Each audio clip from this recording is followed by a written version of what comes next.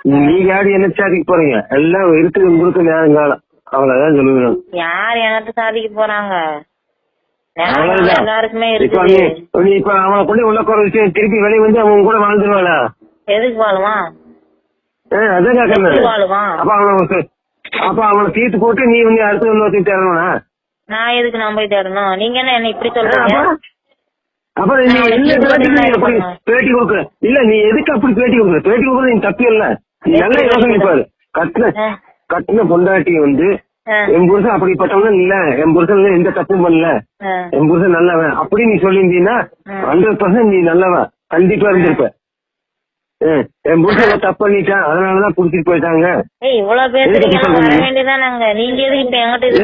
யாருக்கு சொன்னீங்க? யாரு கூப்பிட்டீங்க? யாரு வந்தா?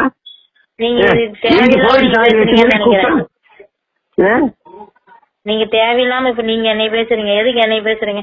நான் தான் அவங்க மிரட்டி இது பண்ண சொல்றாங்கன்னு சொல்றேன்ல. என்னமா நீ பேசுற? எப்படிமா மிரட்டுவாங்க? எப்படிமா மிரட்டுவாங்க?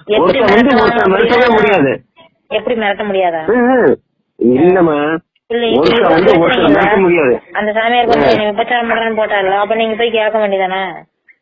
யாரையா? என்னையா? அப்பம் காட்டின அவனை கேட்க முடியல இல்லையா? ஏன்டா எதுக்குல அடிச்சா? எதுக்கு அடிக்கிற? சும்மா குடும்பத்துக்குள்ள இருந்தா கேட்டாங்க. அந்த பொம்பளை என் போட்டோ எவ்வளவு பிரச்சனை 2 நாள் சந்திக்கிற தெரியுமா எனக்கு?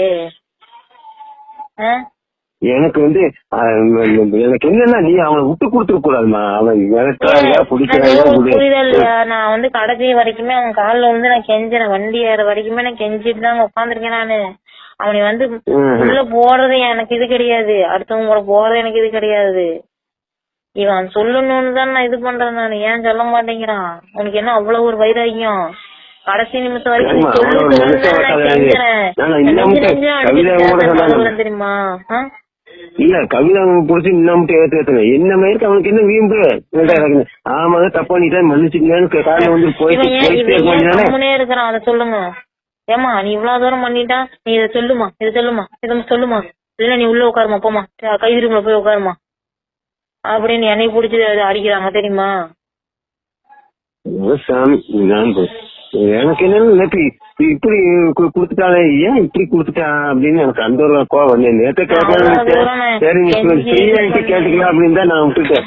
ஆனா அது என்ன தெரியுமா, கேஸ் ஸ்ட்ராங் ஆயிக்கு. நீ சொன்ன விதம் வந்து கேஸ் அப்ப அது உண்மைதான் அப்படிங்கிற மாதிரி கொண்டு வந்துருவானுங்க. நேத்துமே என்ன தெரியுமா, என்னைய அவளைய அந்த பிள்ளையெல்லாம் கூப்பிட்டு விசாரிச்சாங்க. இவனை வந்து கேட்டாங்க இவன் என்ன சொல்லணும். அந்த பிள்ளை மூஞ்சிவே பார்த்து இவன் இல்லன்னு சொல்ல மாட்டேங்கிறானு. நீ அதை சொல்லுன்னு தான் நான் சொல்றேன். அதுக்கு நான் சொல்றது கூட உன்னால சொல்ல முடியாதா? நான் சொல்றது கூட உன்னால சொல்ல முடியாதான்னு தான் நான் கேக்குறேன். இங்க போய் முடியுமோ தெரியல. ஆனா மொத்தத்துல இப்போ யூடிவி பேப்பரு மயிறு மட்டை எல்லாத்திலயும் வந்தாச்சு. நீ என்ன பண்ண போறீங்க? குடும்பத்தோட நீ எல்லாம் தற்கொலை பண்ணுவீங்கன்னு நினைக்கிறேன். அப்படித்தான் வரும் பாரு. ஆனா மாதிரி என்ன கோர்ட்டு போனா சும்மா இருக்குமா? எங்க கை வச்சா, எப்படி நசுக்குனா, எப்படி புடிச்சா, எப்படி முத்தம் கொடுத்தா,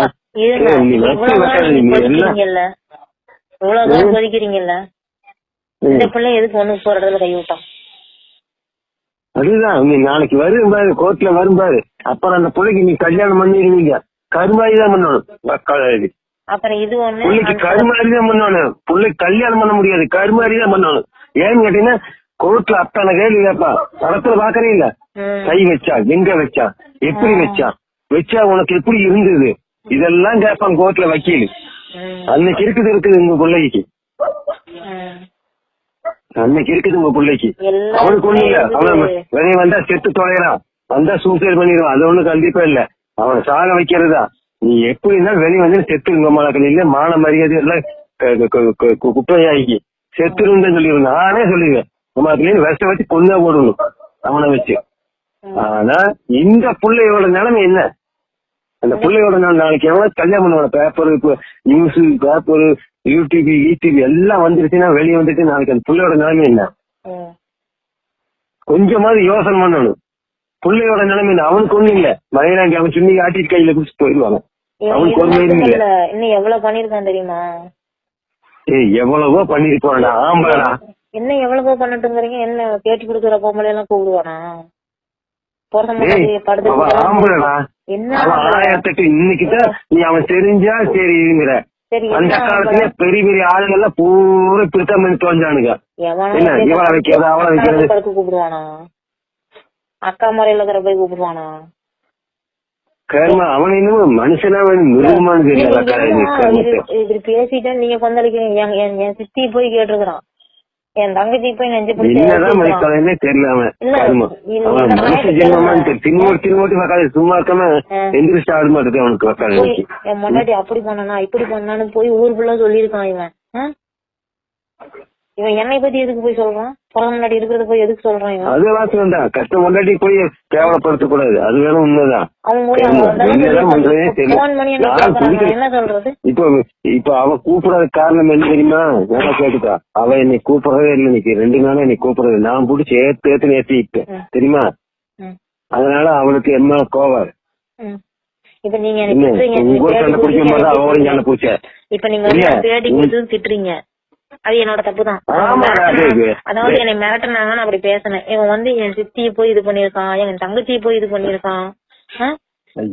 நான் தாங்கறது, என் புள்ள இது பண்ணிருக்கான்.